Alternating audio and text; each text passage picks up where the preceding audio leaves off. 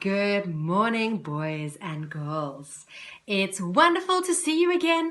And today I want to talk to you a little bit about percussion instruments. Now, you might say to me, what is that? Let me explain to you. A percussion instrument is an instrument that cannot make a melody. Now, a melody is something that you can hum or sing. So in front of me is my piano, and I'm going to play you a little melody like...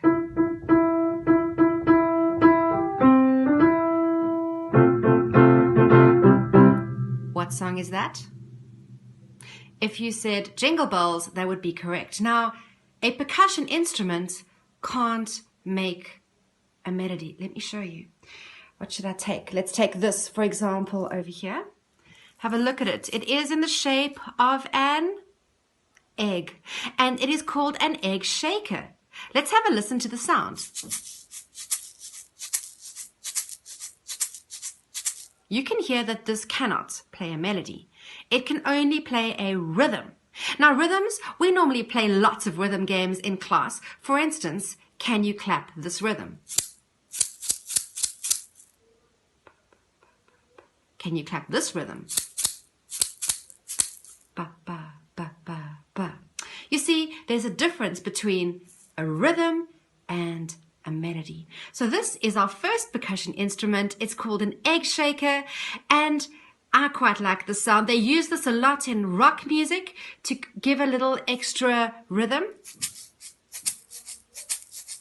You can hear, is the sound low or high? It's very high. Okay, so it's a nice high sound that blends in. High meaning fairy sounds. These are our high sounds up here. And these are our low sounds. If you get mixed up, just think low, monsters, and high, fairies. Right, let's have a look at the next instrument. Right. Look at these. They're very pretty, and they are used a lot in Brazilian carnivals. Right, you hold them. Now, some people hold them like this, right? Does anyone know their names? Well, these are called maracas. Maracas, okay? They have a great sound, and they give a lot of energy to the music.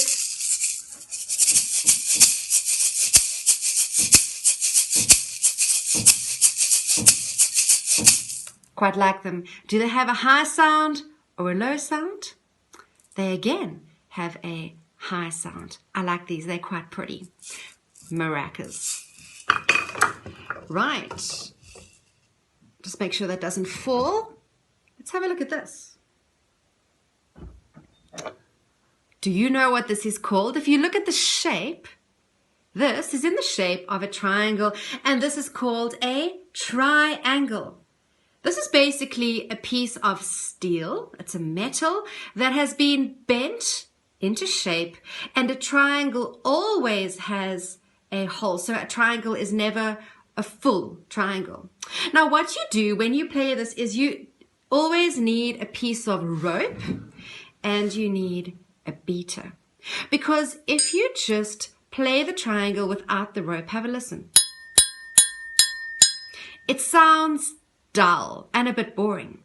But as soon as you allow this triangle to vibrate, which is an important thing in music, have a listen to the difference.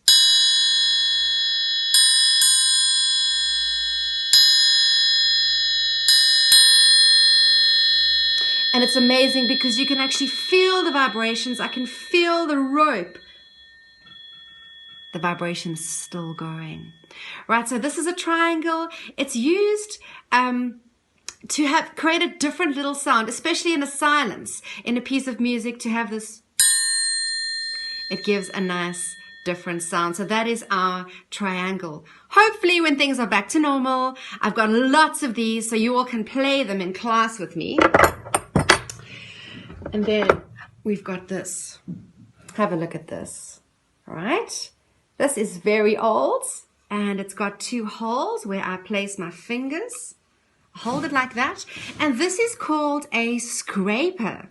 Now, funnily enough, a scraper is probably one of the most oldest percussion instruments. I found out that some of the earliest people who lived on this earth took some bone and they made ridges in the bone and they were making scrapers for music.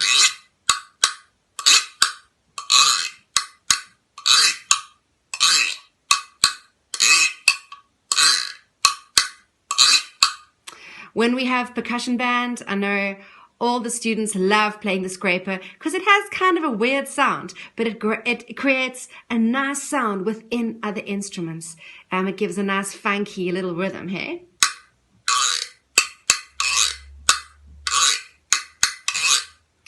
Also sounds a bit like some night animals, like a frog. Sometimes they sell a little frog with a scraper on, and it sounds very much like frogs. Okay, so there is our scraper.